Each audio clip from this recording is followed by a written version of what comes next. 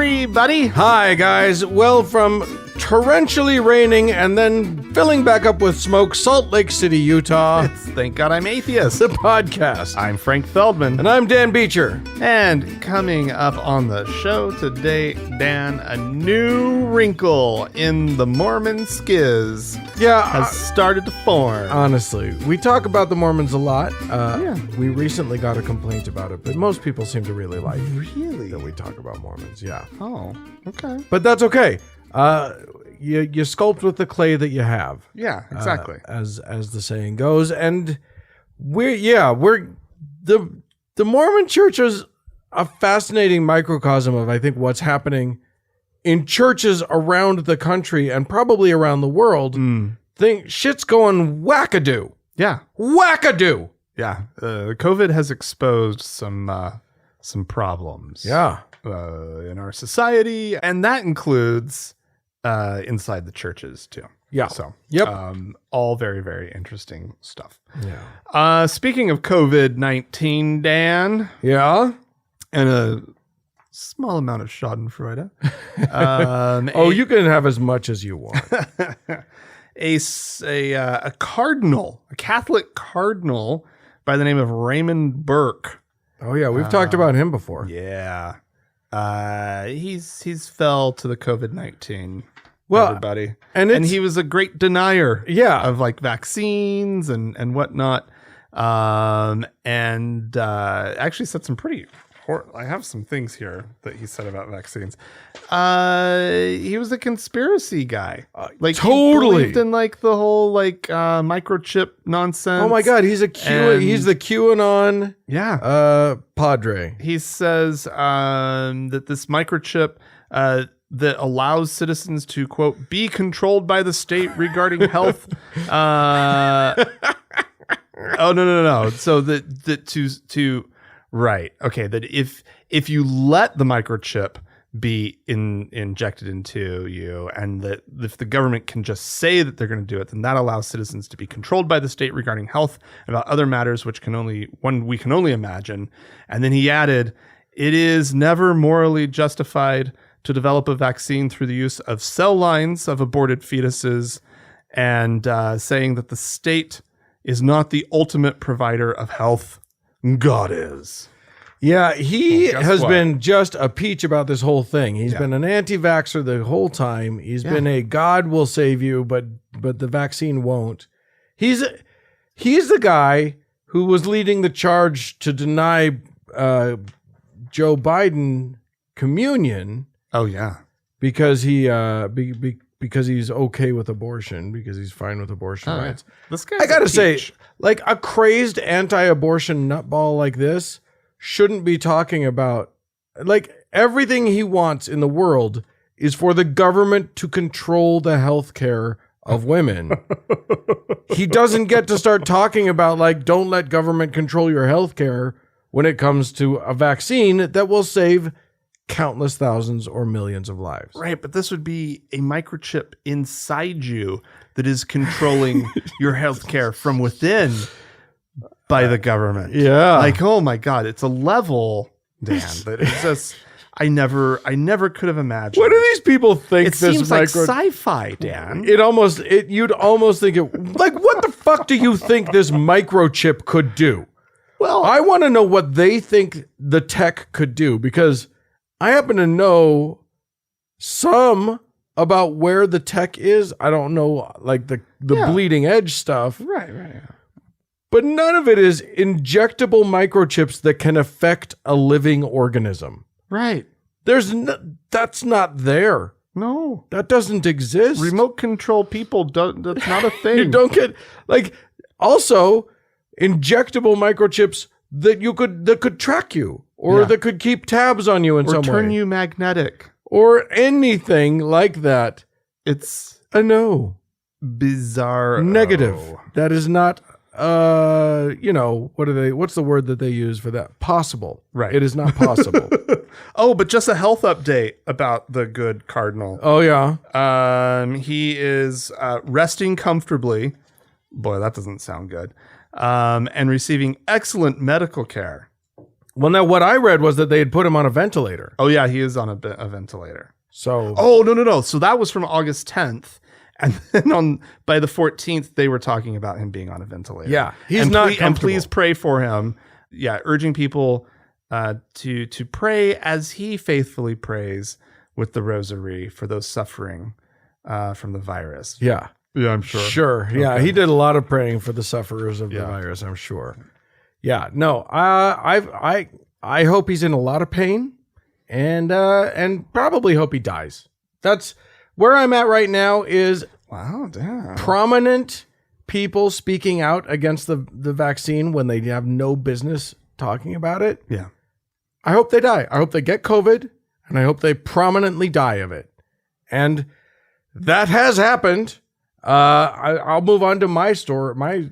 Is it a story of someone prominent dying from the? Yeah, I just decided I would just piggyback off of your story. Wow, okay. So I've got a few different stories here. There's a story, for instance, of Wanda Alger, who's a prophetic minister who she's got a ministry going. She had a big old prophetic mentoring weekend planned. Boy, that sounds like a barrel of laughs. Boy, doesn't it? I'll bet. Yeah. How to prophesy, I guess. It was canceled, unfortunately, Oh no. due to a COVID outbreak that affected a lot of people, including herself. She is another one of these anti-vaxxer types, and Hammond Meta made the joke about, if you're a prophet and you can't see that coming. But I get, Let's not be much of a prophet. it's a question. That's a question. I kind of wonder her status then. More Could it possibly be self-appointed? more to the point. Jimmy DeYoung, who's the host of the Christian radio show Prophecy Today, Oh, okay, yeah. and a man who consistently would talk about COVID-19 and have all the conspiracy theories and all that bullshit. Well, he's dead now. He is a statistic in the COVID-19. He lost the war. Oh no. Won a few battles, but definitely lost the war. Honestly, he could have survived. He could have. It's a pretty simple procedure. You just go and get a shot. I know. But no, he had a thing going. He had a little audience that liked what he was saying. Well, here's the mistake he made. Lots of people are making money off of COVID denial, off of anti-vax, off of all of this stuff. Tucker Carlson's making a fortune off of it. Yeah. Fox News is making a fortune. Yeah. But none of them are stupid enough to not get the vaccine. No, I know. They're all vaccinated. You want to, the governor of Florida, the governor of Texas, these guys are talking all kinds of crazy shit about, no, don't wear a mask. How dare you? No, blah, blah, blah. They're all vaxxed. Yeah. This guy was just dumb enough to actually believe his own bullshit. Well, he didn't. Here's the thing. They know they're spewing bullshit. Right. Fox News and Yeah. Tucker Carlson and DeSantis and whatnot.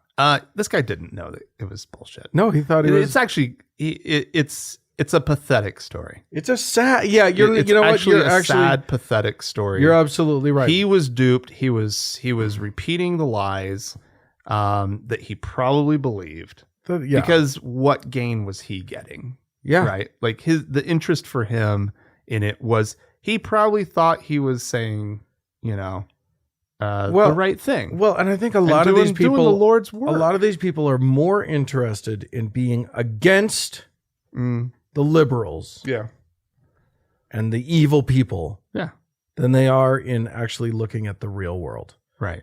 And so his againstness ended up killing him. Yeah. And that's the thing. Now, I got to say, we were talking about, you were talking about a Catholic bishop. Mm-hmm. I'm going to add to this story Oh. with the fact that the Pope Francis recently said, he came out and said that getting the COVID-19 vaccine is an act of love. Yeah. And I think that's the right perspective. and that's absolutely the right perspective. And that has led other Catholic priests, including Bishop Robert McElroy of San Diego, to say to all of his priests that are under his purview, gently deny anyone who's asking to have a vaccine exemption based on religion. Oh wow!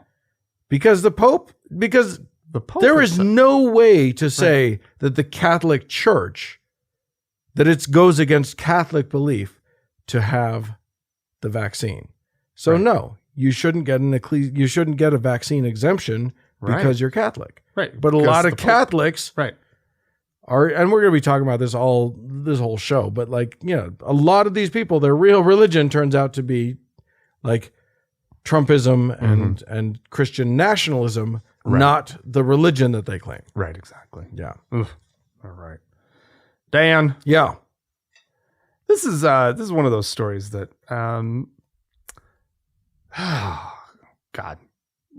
I don't know what to do with the story, but I feel compelled to talk about to tell story. us the story. Okay. Go ahead. It's the story of a death row inmate in Texas who is suing the state to allow his pastor to not just attend his execution, but to be in the room and to lay hands on him at his time of death.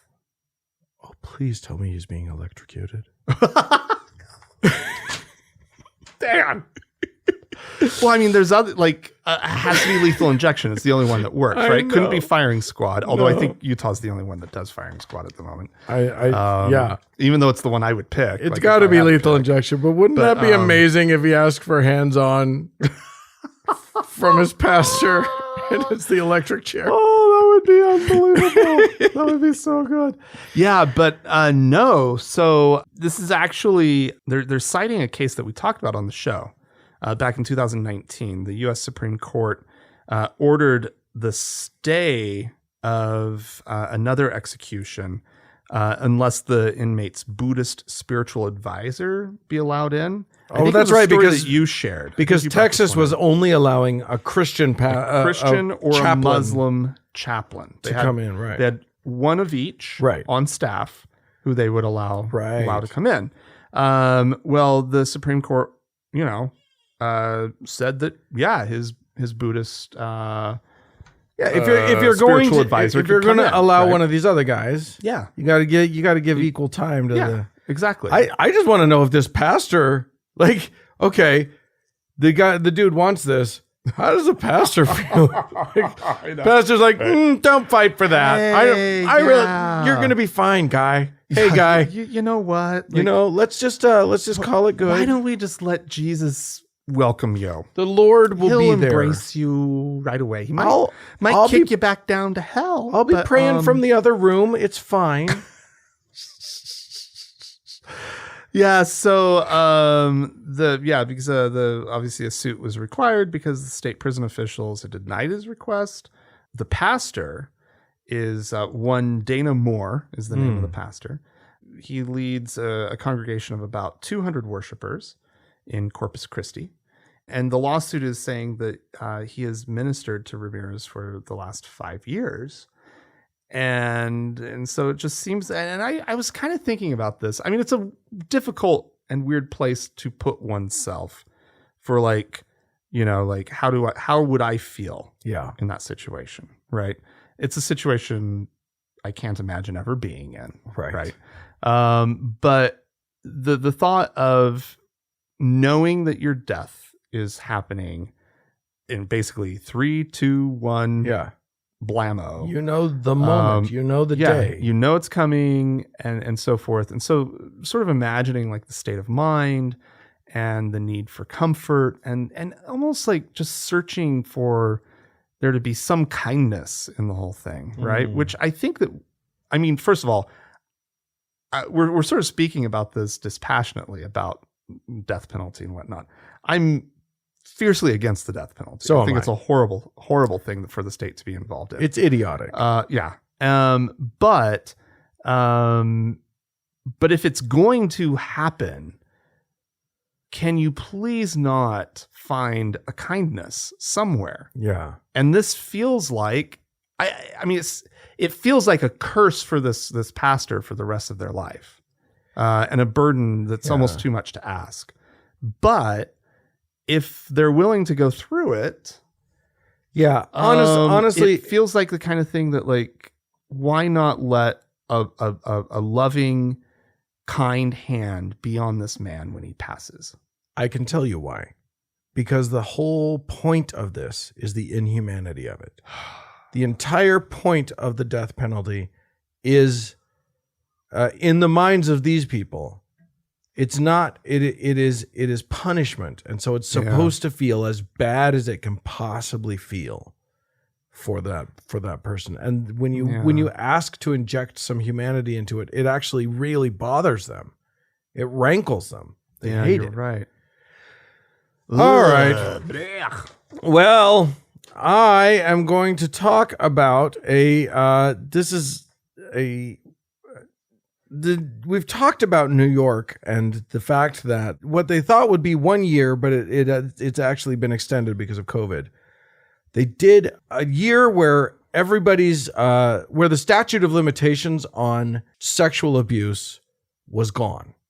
So that people who were sexually abused by their pastor, by their coach, by whatever, way back when, could sue. Oh yeah, there was a window. Yeah. We did talk about this. This was back in 2019. Okay. And basically, it was supposed to have ended, and then because of COVID, people were worried that they wouldn't have gotten enough. That people wouldn't have had access in time, so they extended it. The period just ended this last Saturday, and other states have done the same thing. New Jersey, California have done the same thing. It is shocking. It's not shocking to me, to those of us who have been paying attention. Right.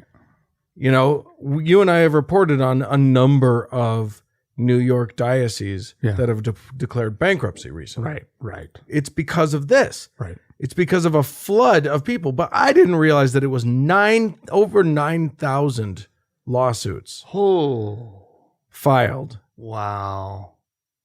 Because of this window opening.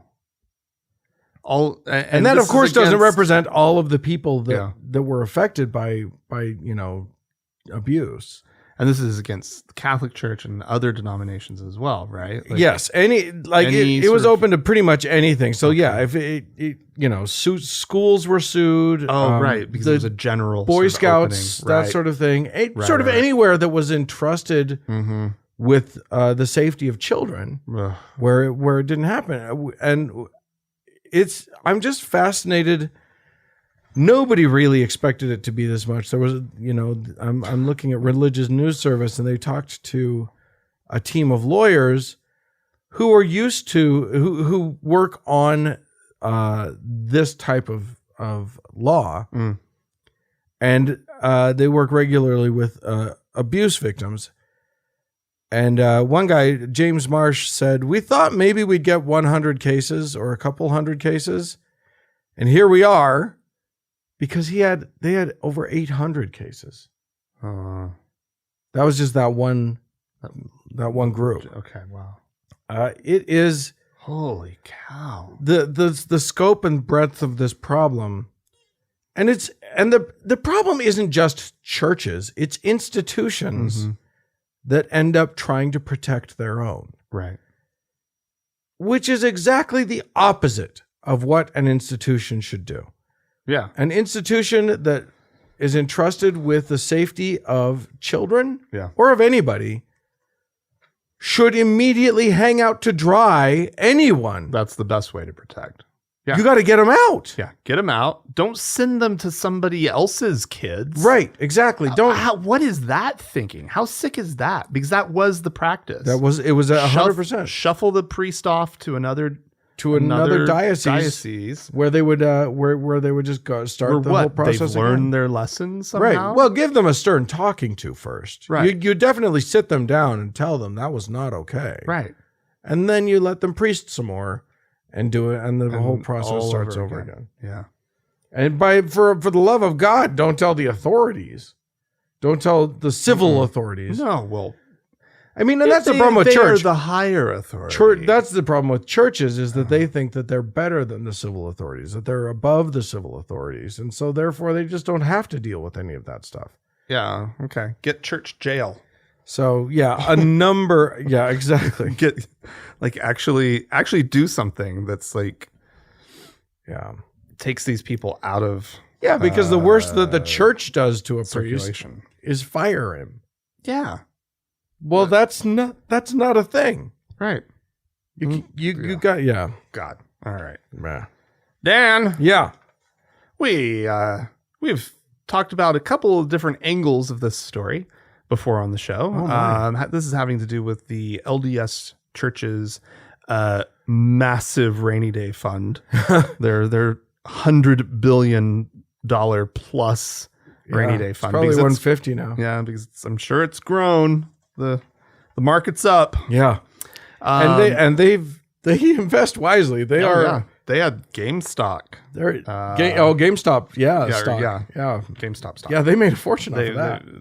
They did really well with that. And then of course there's the more recent story of what's his name? The Huntsman, James Huntsman, who is suing the church to get his tithing back. Right. Because he's saying that they used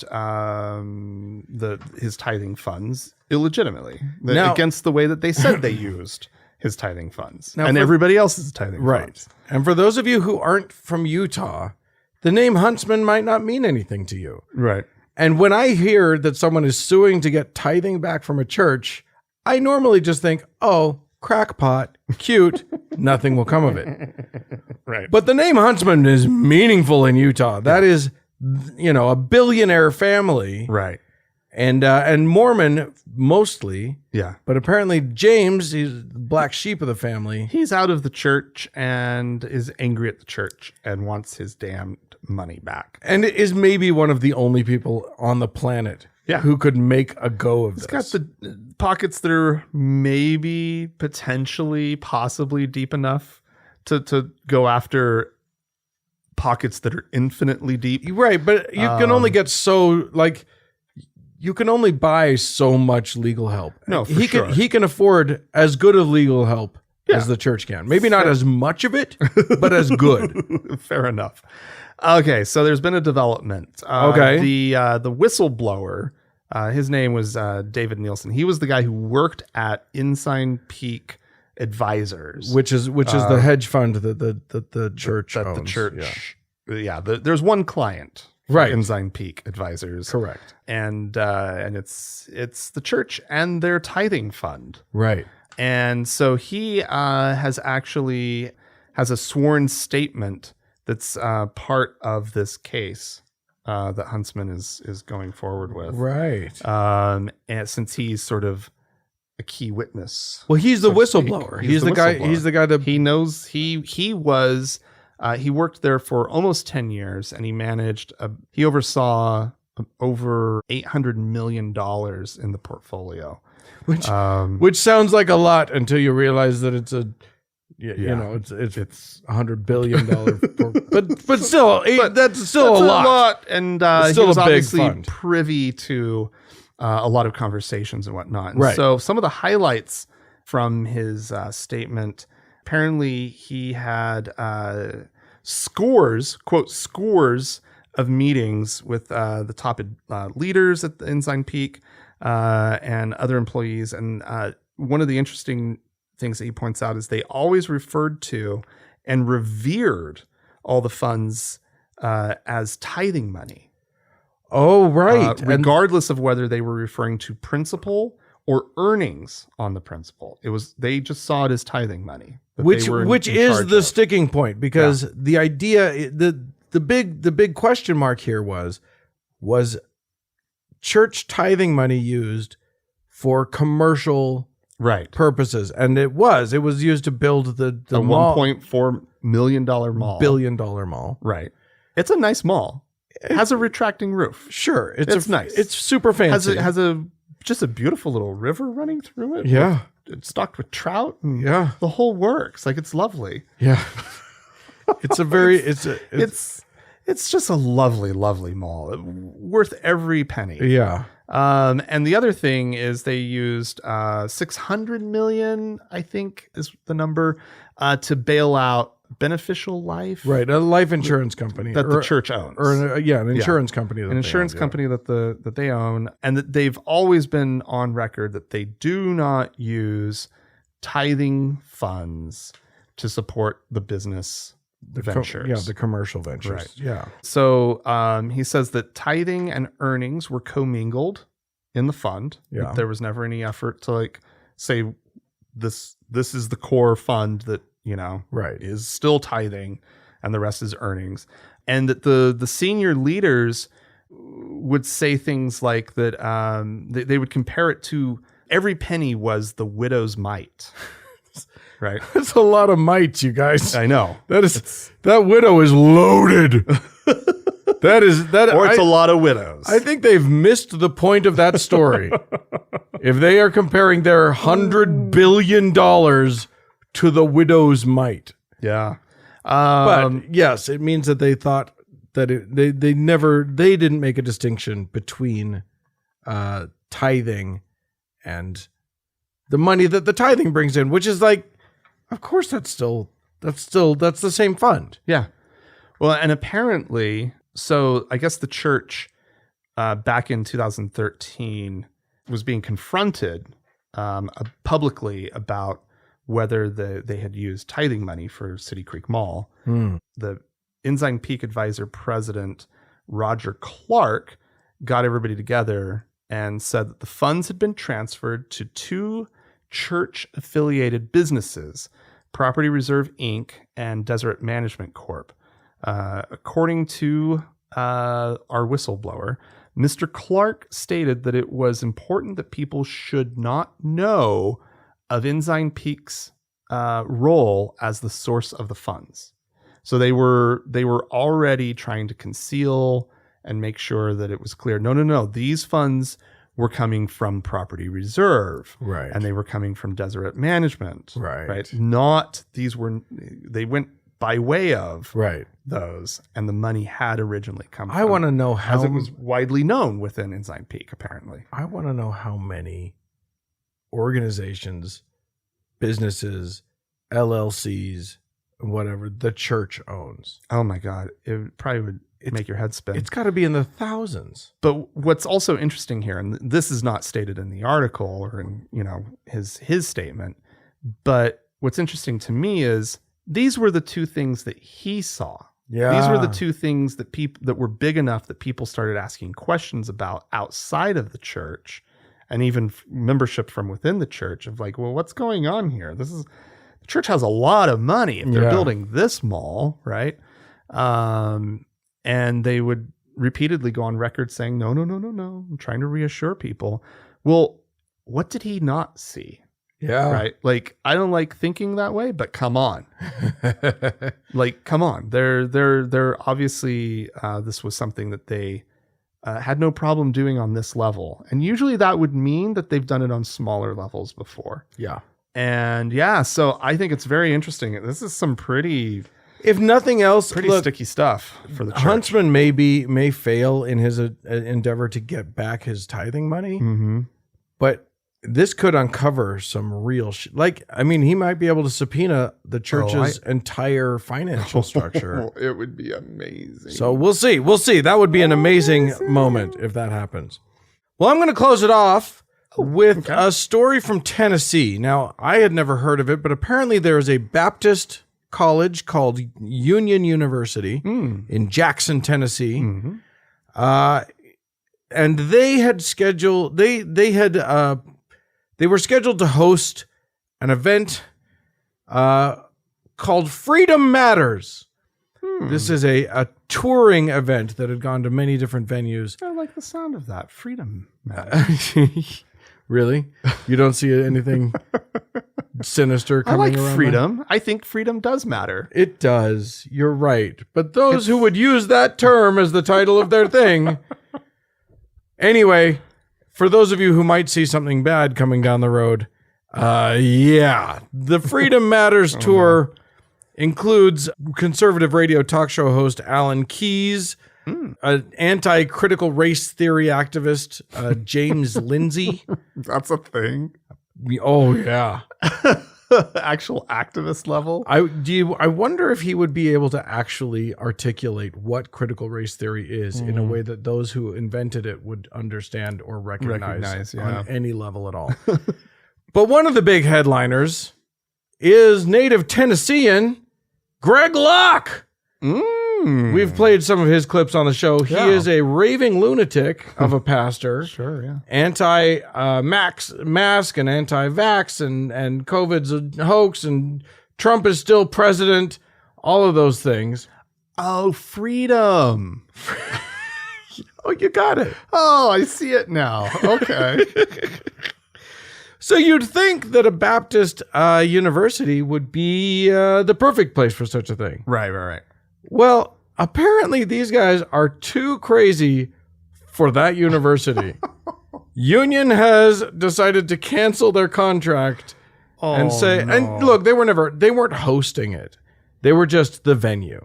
Right? Okay. So gotcha. this was they hadn't invited this thing. They were just they were renting the space to the people. But after some people raised a fuss on campus, they didn't want the level of association of just like venue, right? This is what I'm getting at. The people at the Baptist University organized a petition against this event, and they finally the university canceled it. Well, good for them. I don't know what to make of it, but I like it. Yeah, I guaranteed they found some wedding hall in town to some event space of some kind. Yeah, probably not quite probably not quite as nice as the. Well, and it's just arena. It's just the humiliation of that. Yeah, of like. They'll wear it as a badge of honor. They'll find a way to do that. They'll find a way to, because the second, look, I didn't choose it as a story, but like I almost chose for our audio a clip of Mike Lindell of what's his name? Rick Warren.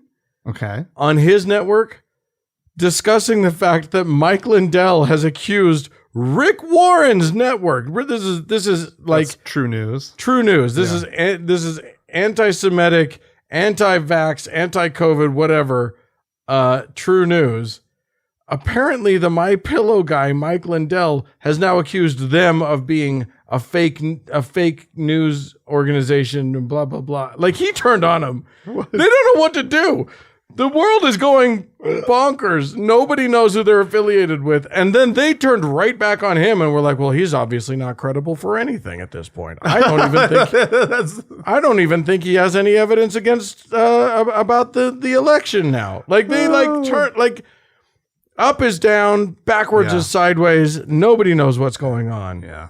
It is just a mess out there in America. And are people still buying the pillow, though? That's the question. It's a good pillow. Just kidding. I don't know what the pillow. I hear it's just square cubes of foam. Oh. It's just it could be interesting. It's like a giant foam pit shrunk down to a pillow. That could work. No, it sounds awful. It sounds awful. Why? Because of the little pokey edges? It's foam. Ladies and gentlemen, friends at home, if you would like to tell us all about your MyPillow experience or about anything that we've talked about this week, please feel free to write into us, podcast at thankgodimatheist.com. Or you can call and leave us a voicemail message. The telephone number is 424-666-8442. Stick around, there's more show coming up.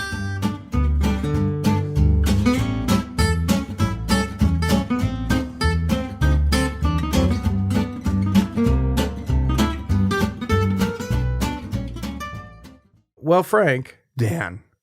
what we're about to hear is a man by the name of Shane Vaughn, who is a right-wing pastor. And, I sent you this clip, and I just said, all I said to you was, this is some grade A batshittery. I think we got some really good stuff on this one. Yeah. I'm pretty excited about it. I'm just going to play it. Everybody, you can judge for yourself, but it's going to be good. Climate change is not scientific. It is a religion. It is an anti-Christ religion that has taken over the minds of the world. In today's lesson, I'm going to prove to you from God's word that it is a sin to believe in the ideology and the religion of climate change. They present this like it's irrefutable. And every single person on earth, nearly every single person, falls for it. Do you know why? Revelations 12:9. Satan has deceived the whole world. If you believe that mankind is causing climate change, you're deceived by Satan. Do you know that the American West is withering as I speak to you right now? California is withering. Have you seen the levels of the lakes there? Have you been noted? Do you see the withering? Folks, wake up, America. Return to your God. Submit to Yahweh. Obey his commandments. Keep his Sabbath holy.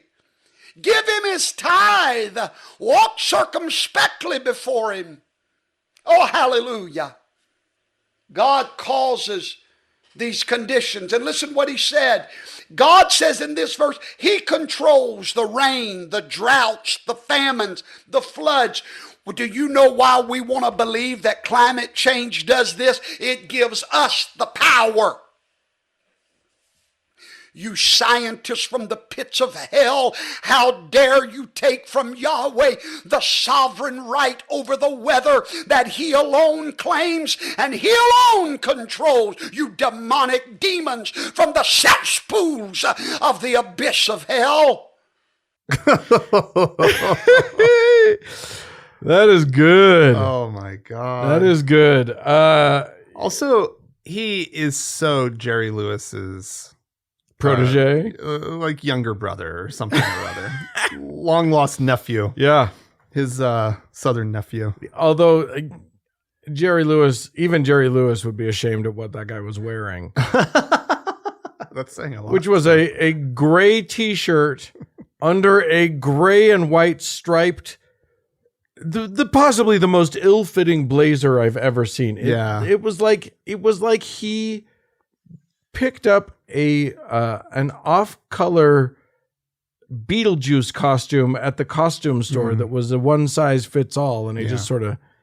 Anyway. It's a problem with sitting down and being on camera while wearing... Yeah, you have to know... You have to like sit on the tail. Yeah, you have to know how to wear a jacket on camera if you're sitting. It's a trick. It'll just frump up in the back. Yeah. It was and you don't notice it in normal, like, if you're just sitting and talking to somebody, you don't see it, but on the camera sees all, right? It's a real problem. Yeah, my God. How dare the scientists take the control of the weather from Yahweh? How dare they? What presumption. So, okay. They are going to hell. But okay. He makes his argument is sound. If this is from Yahweh, why is he doing it? Well, because he's a jerk. We know this. He's a jerk. That's right? True. He's an asshole. But the logic, I mean, point to point to point, it all he pulled really good verses. It's very convincing. I'm thoroughly convinced. You're going to send him money, I can tell. Okay, here we go. We have some folks right into us. The first one is from Ryan. Hi, Frank and Dan. My name is Ryan from Las Vegas. I am a new listener, and this show is amazing. You are correct. I was never a podcast person, But this one sets the standards high. But I just wanted to get your thoughts on something that you might have talked about before. Whenever something traumatic happens in another person's life, they always say, everything happens for a reason, or that God has a plan. Especially when I attended Southern Utah University in Cedar City, aka the place that convinced me there is no God. Do you believe that life is predestined? If so, who made it up? Because we definitely aren't on the same page. I wanted to, we've touched on this a little bit before, but I just wanted to get back to it just because I want to remind everyone how genuinely unkind that phrase is. That everything happens for a reason. Because if you say that to someone who is in pain, who has been hurt, who has been, diagnosed with cancer, or who has lost a loved one unexpectedly or whatever, what you're saying is, yeah, that was supposed to happen. And it's on you to figure out why. A capricious God, or you did something wrong. Right. One or the other. Yeah. Fuck that. It is. I can't think of a worse thing to say to a person in pain. Yeah. Then it happened for a reason. No, it didn't. You know what happened? A fucking random thing happened and it fucking sucks. Yep. And I'm so sorry that it happened. How about God works in mysterious ways? Yeah, exactly. Yeah. Like you're supposed to learn something from it. Right, exactly. I love it's great if you can take a lesson from a hard time in your life. Sure. But it's not required. No. You know what? Survive it. Whatever you're going through, survive it. Yeah. Anything else is gravy. But you are not required to learn a lesson or grow as a human grow being. as a human. Get the fuck through it and be alive. Be okay. That's your whole job. Yeah. And the rest is just whatever. But yeah, don't expect the people that you love who are going through something awful to do something. Just let it just sit with them and let them get through this. Yeah. I've noticed something in myself, dealing with the house. Yeah, right? your flood. And just sort that of happened for a reason. Yeah, oh yeah. And the reason was a broken nut on your toilet. Yeah. That's the reason. That's what caused it. But I've noticed that like I've had a little bit of an easier trigger through this thing. And I was actually thinking about this today. I've picked up kind of a habit now of angrily flicking things. Oh, like away from me. Like I'll have like a little thing and I like angrily toss things into the trash can. Oh my.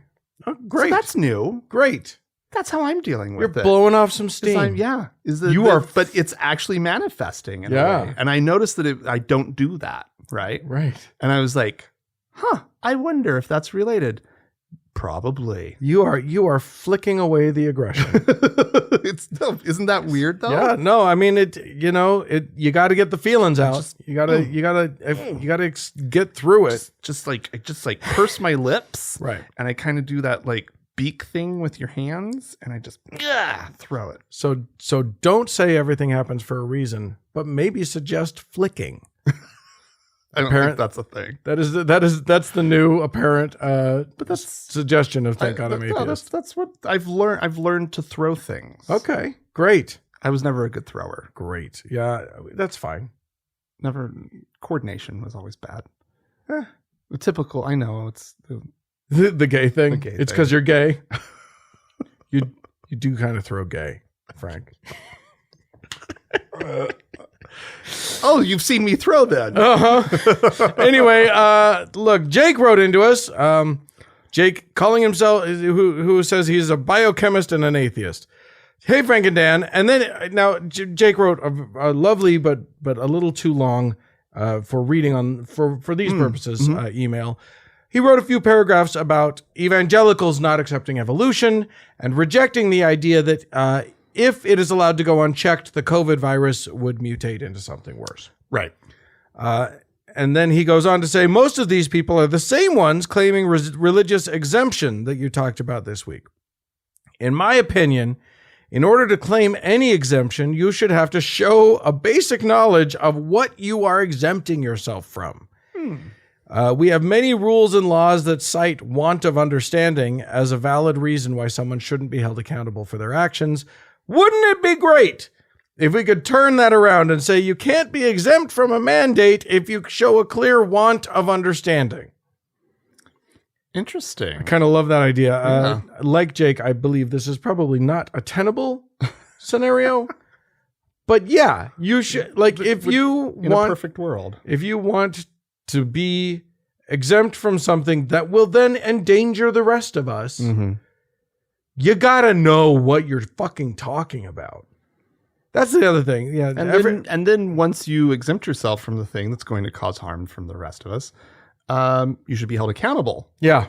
If you actually do cause harm. Yeah. You're also, and you're also not allowed to take up a hospital bed if it's busy. Yeah. Fair enough. Or something like that. Anyway, we don't live in an ideal world. No. Rabbi Gruber wrote in. Last week he wrote into, because we talked about the fact that Israel does not allow some of its residents to get married, right? Because they are incorrectly Jewish. Yeah. If you are not properly Jewish, the chief rabbinate of Israel, which is the only authority that can marry a Jew of Israel, will not allow it. Right. So a proper Jew cannot marry an improper Jew. So Rabbi Gruber wrote in and said, you asked a great question. Who will help Israelis marry when they can't go to Cyprus? Because we talked about, they would go to Cyprus or another country. It costs money. But you can't necessarily do it. Yeah. He says, you won't believe the answer. It's you. And he linked to an article from the Jerusalem Times, I want to say, Jerusalem Post. Okay. About a bunch of people. Apparently, Utah started doing online marriages. You could sign up online. You could get married online. I didn't know that this happened. I didn't know this either. It was a COVID thing. 2020. Oh. Utah was like, because listen, you're not going to convince Utahns to stop getting married. They're into marriage. But a whole bunch of Utahns, so they were offering a civil marriage online. And a whole bunch of Israelis were like, okay, click, click. And then they were taking their wedding papers into the whatever and saying, here we go. And a bunch of them got it through. Wow. And then as it started to become a trend, the hammer came down and the government started to say, no, you can't accept this. And so now it's in limbo. They're like, they don't know if it's going to happen. But I kind of love it. Utah. Yeah. We're marrying the Jews apparently out there in Israel. So there you go. And apparently any old buddy can get married through Utah. Because you don't really, because they're not even American citizens. How are they doing it? I don't care. But if you need to be married, people, apparently, check out the Utah website. I mean, if they were here, they could be married here. Yeah. You don't have to be a citizen or a resident to be married. There you go. This could be a cash crop for Utah. Yeah. Start charging extra. Yeah. For the online thing. Put up some billboards. Yeah. Don't go to Cyprus. Yeah, exactly. Log on to Utah. Yeah. Utah should probably have a part of their wedding, part of the wedding part of the website should be in Hebrew. No kidding. There you go. Thanks for that, Rabbi Gruber. Nathaniel wrote in, Frank and Dan, I heard some things on a podcast the other day, and knowing y'all are ex-Mormon, wanted to know if it's really a thing. I've lived near Salt Lake City for most of my life, so Mormons have always been prevalent, and I've heard the rumors about the, quote, poop hole loophole. That's a sexual thing. But I've never heard of the, quote, Provo float. Oh, yeah, that's a thing. I'm super curious about it. Apparently, it's when the male penetrates the female. Yes, I'm using very cis terms, but it's the best I have in my vocabulary to explain. And then they both just lay still because it's the thrusting that makes it a sin.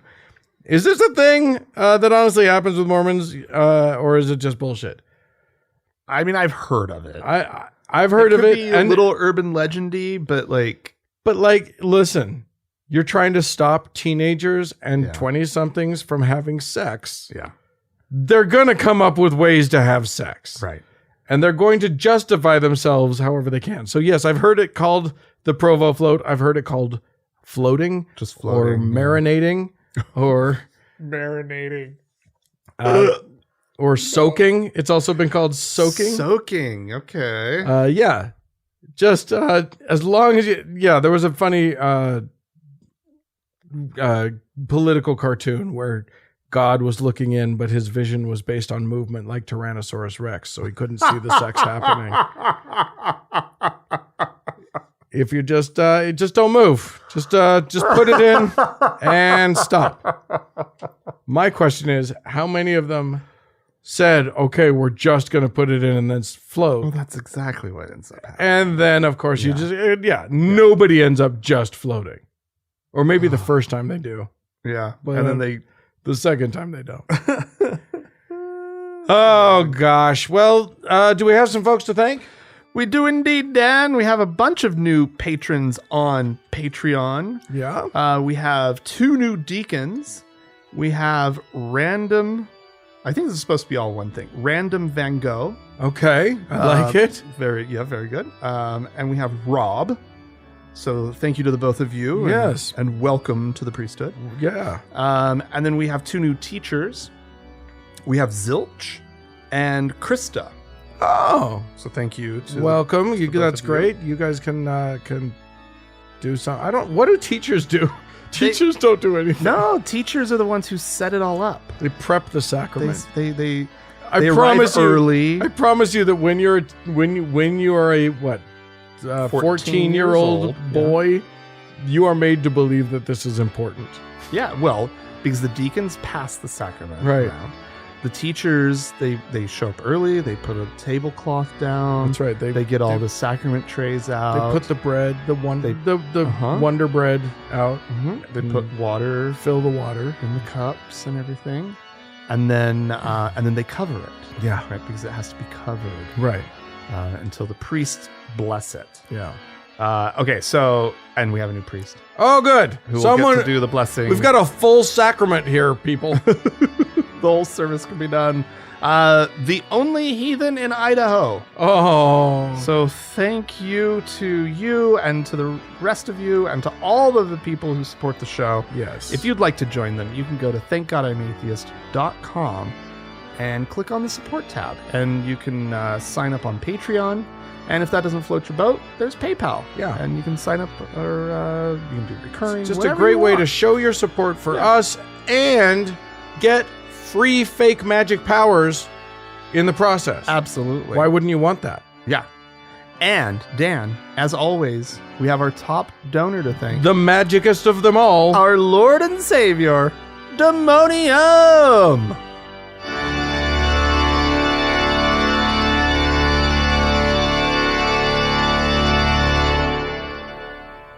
Dan, Yeah.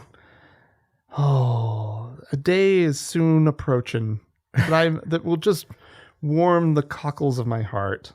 We're pretty sure it's approaching. And it's got to be coming soon. And that's the day when a large number of Mormons are going to leave the Mormon church in mass. Yeah, they're going to start their own Mormon church that's a real Mormon church. Yeah. It'll be the church of QAnon of Latter-day Trumps yeah, exactly.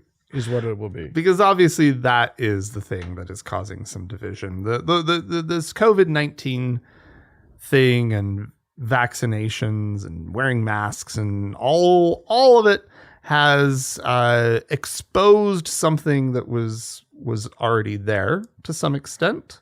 Yeah, but it has, and it has magnified exacerbated and it, yeah, and yeah. it has gotten crazy. Yeah.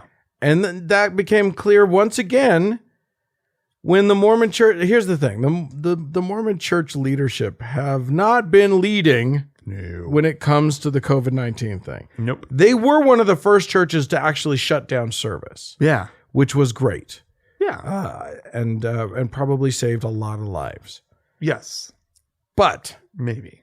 did they say Mask up, everybody. Did they forcefully say that from the beginning? No. When the vaccine started to come out, did they forcefully say this is a good thing? You need to do this? No. They chose photo op. Yeah, instead. they had Let's lead by example. they had a picture of each of them rolling up their sleeve, getting the shot, Yep. which is literally under any other circumstances, at any other moment in my lifetime, that would have been plenty. Yeah, that probably would have been enough. Everybody every Mormon would have gone out and just dutifully gotten the shot, and that would be it. But this is a different fucking time. Yeah. And now the Mormon leaders. So then the church issued a thing that was like, hey, we encourage you to probably get a vaccination and do a masking. Yeah. But it was signed by It wasn't. it was unsigned. It was like the church issued this. Yeah, I think that's how it went. Something like Something that. along those lines. Or But like- it was not, whatever it was not from the first presidency. Right. And it was not emphatic. It wasn't really clear. Correct. And now they are clear. they They issued a letter, and all three of them signed it. they insisted that it be read from the pulpit in every ward house, probably around the world, at least in the United States. And they act as a global church now. So if they do something here, they want to do it everywhere, is my understanding. yeah, but So they probably- but like the The like tone of it. smaller third world country, they don't care about that. I was literally talking to an employee of the church just a couple days ago Uh-huh. who actually deals with, he sees how the Mormon church treats American Mormons versus Mormons abroad, and especially boy. Mormons in poorer countries and no. less developed countries. And he's like, it is night and day. They don't care a fig for those undeveloped countries. They don't want to hear it. They don't want to deal with it. What? Yeah. Wow. Anyway, Huh. That's not good. that's my words. That's a paraphrase. Anyway. So yeah, they released this letter that was signed by the guys, and that said, it used pretty powerful wording. Things like, this is a very real problem. We have to we're in a war on COVID, and we strongly encourage you to get the vaccine. Which they called it a literal godsend of a vaccine. We strongly encourage masking in tight places and blah blah blah. Well, I think this actually did have a pretty strong effect.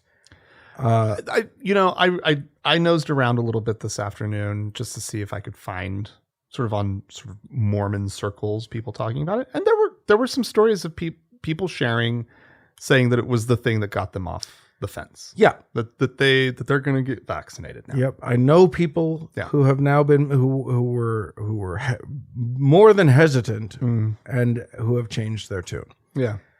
That said, there's the other side of the coin. Now, we've talked about this, I feel like, a lot, but I have to reiterate that for my entire life, for our entire life, if the prophet says it, you do it. Yeah. It's gospel. It is like, you don't question the prophet. There are songs, follow the prophet. Like, it is. It's ingrained. It is in your DNA. Yeah. But man, these people have a new religion, and so I would go to the comments section in the Deseret News, which is the Mormon church-owned newspaper here in town, and in KSL, which is the Mormon church-owned TV station. They're Radio station. What are they? The CBS NBC? NBC. They're the NBC affiliate, but owned by the Mormon Church here. And so that's where the Mormons go to get their news. And the number of people who were like, who found ways to hedge on this. Before the hedge was, that was from the church, but it wasn't from the first presidency. Right. and blah, blah, blah. Now they're hedging about like, it's either, well, they didn't say you have to. They just said you should. And, I go to my ecclesiastical leaders for spiritual advice, but I go to my medical people for medical advice. And it's like, well, yeah, but your ecclesiastical leader is also a doctor. Right. Like the president of the church is a surgeon. He was a surgeon. Right. But man, they are just they're coming out of the woodwork, and they are finding every reason they can why it's okay not to follow the prophet. It's amazing.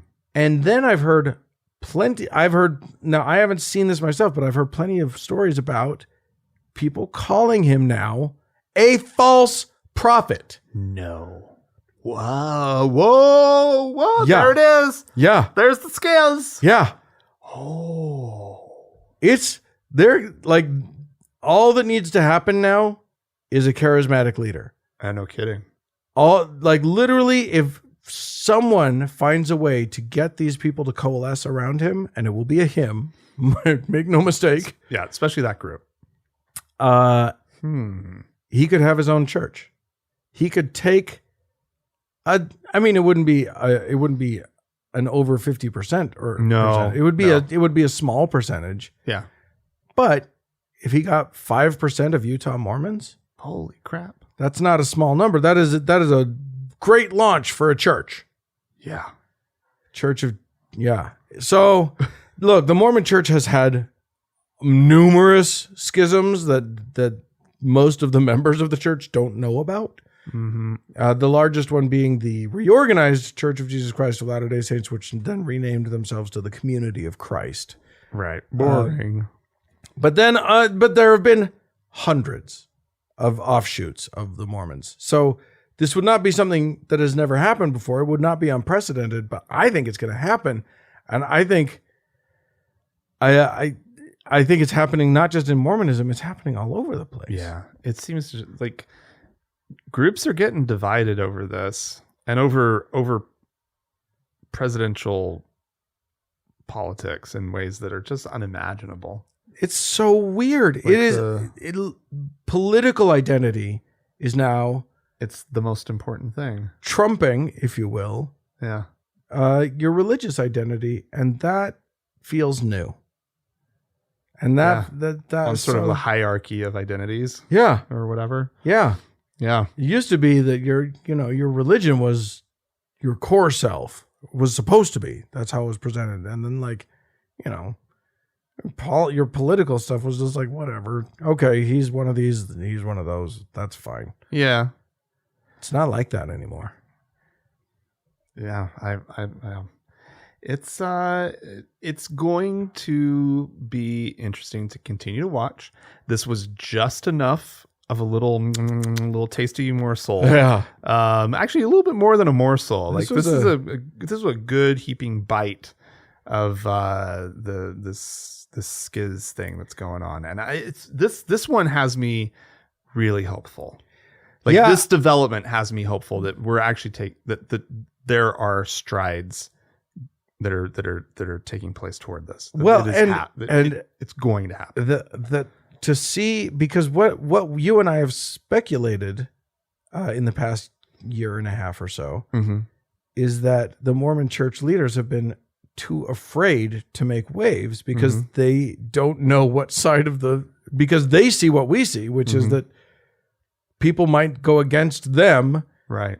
So they didn't want to take a strong stand. Well, they're taking the stand. Yeah. The line is drawn in the sand.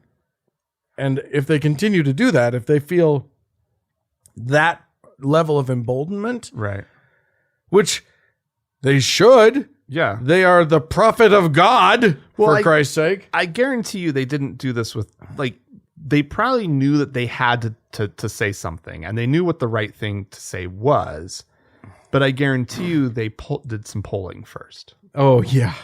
Guaranteed they took the pulse of the church, and they weighed the consequences. It tipped over the percentage that they needed. That they were comfortable with potentially, losing. Yeah.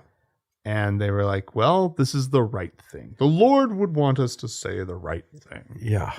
Right. Yeah. Now The Lord would. Now that we've gathered, now that we've, done our due diligence. Yeah, exactly.